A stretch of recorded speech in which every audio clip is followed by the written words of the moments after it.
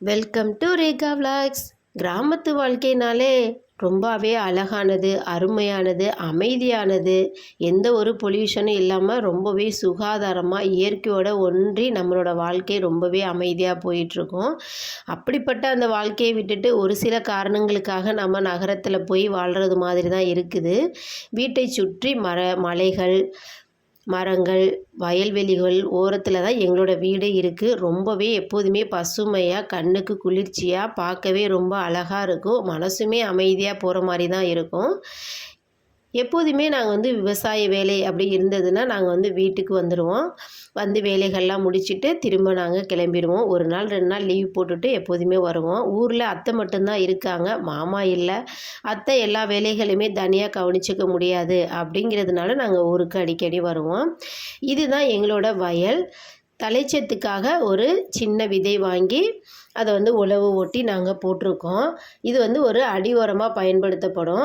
கொஞ்சம் செடி பெருசானதுக்கப்புறம் நம்ம உழவு ஓட்டி அதில் தண்ணி விட்டு 1 நாள் 2 நாள் அப்படியே விட்டுட்டோம்னா அந்த செடி மக்கி ரொம்பவே சூப்பரான மண்ணுக்கு தேவையான சத்துக்கள் இந்த செடி மூலமாக கிடைக்கும். அதனால நமக்கு விளைச்சல் அதிகமாக இருக்கும் அப்படின்னு சொல்லுவாங்க. அந்த செடி தான் நாங்கள் இப்போ போட்டிருக்கோம்.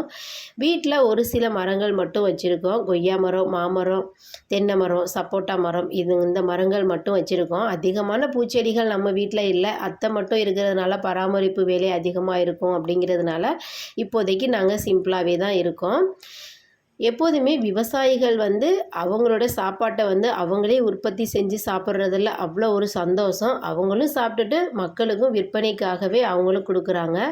ஆனாலும் ஒரு சில பேர் பார்த்திங்கன்னா விவசாயம் பண்ணுறதில் சோம்பேறித்தனம் பட்டுக்கிட்டு வயலை குத்தகைக்கு விட்டுட்டு அரிசி வாங்கி சாப்பிட்ற மக்களுமே இருக்காங்க.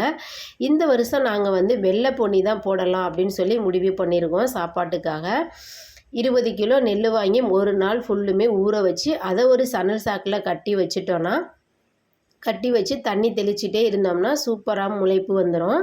பாருங்கள், கரெக்டாக முளைப்பு வந்திருக்கு. அதிகமான முளைச்சி பின்னல் போட்டிருந்ததுன்னா நமக்கு வீசுறதுக்கு ரொம்பவே சிரமமாக இருக்கும். கரெக்டாக முளை விட்டுருக்கு.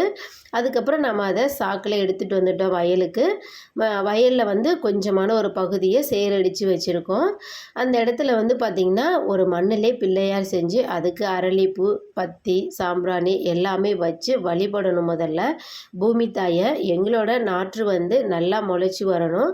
அதை நம்ம நடவாக பயிரிடும்போது எங்களுக்கு அதிகமான நெல் மகசூல், எந்த ஒரு பூச்சி வெட்டும் இல்லாமல் நல்லபடியாக எங்களுக்கு கிடைக்கணும் தாயே அப்படின்னு சொல்லி பூமி தாயை வேண்டிக்கிட்டு நாங்கள் விதைப்பு ஆரம்பித்தோம்.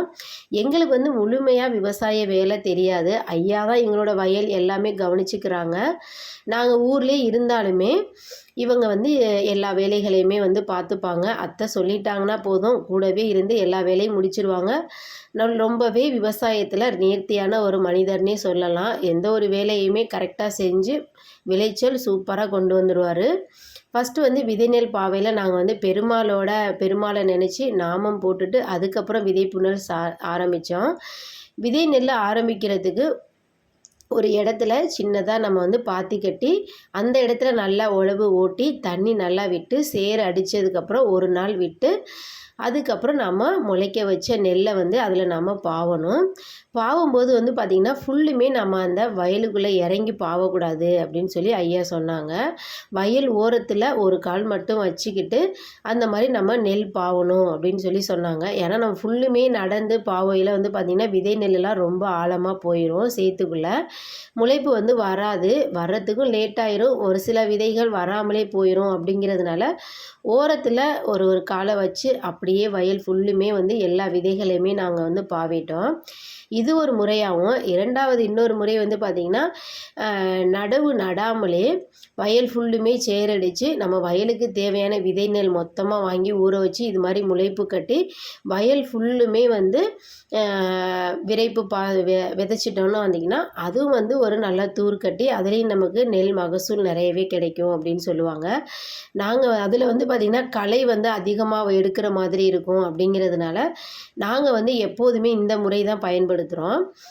விதை பாவி அதில் வர்ற நாற்றை பிடுங்கி நடவாக நட்டு அதில் தான் விளைச்சல் எங்களுக்கு ஓரளவுக்கு போதுமான அளவு வந்துச்சு. போன வருஷமும் நாங்கள் இதே நெல் தான் பாவியிருந்தோம். 20 மூட்டைக்கு மேலே வந்துருச்சு. எங்களுக்கு வீட்டுக்கு பயன்பாடு போக மீது நாங்கள் விலைக்கு விற்றுட்டோம். இந்த மாதிரி அரிசி வாங்கி சாப்பிடையில வந்து பார்த்திங்கன்னா நமக்கு வந்து பட்டை தீட்டாமல் அரிசி வந்து முழுமையாக நமக்கு கிடைக்கும். ரொம்பவே உடலுக்கும் ஆரோக்கியமானதாக இருக்கும். நாங்கள் உரமுமே அதிகம் பயன்படுத்த மாட்டோம். ஏன்னா வந்து தழைச்சத்துக்காக இந்த செடி அது வந்து போட்டிருக்கிறதுனால நமக்கு வயலுக்கு தேவையான உரமுமே அது மூலமாக கிடைச்சிரும்.